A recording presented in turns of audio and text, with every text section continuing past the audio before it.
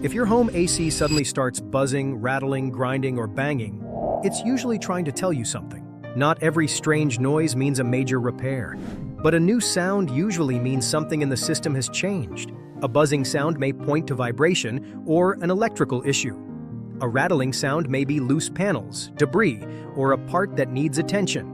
Grinding or banging can be more serious, especially if the sound is loud, getting worse, or happening every time the system turns on. And if the noise comes with weak airflow, warm air, uneven cooling, or the system shutting off, it's time to stop guessing. At IQ Heating and Air, we look at the full picture: the sound, the airflow, the cooling performance, and the condition of the system. If your home AC is making a new or unusual noise, schedule a clear AC evaluation with IQ Heating and Air.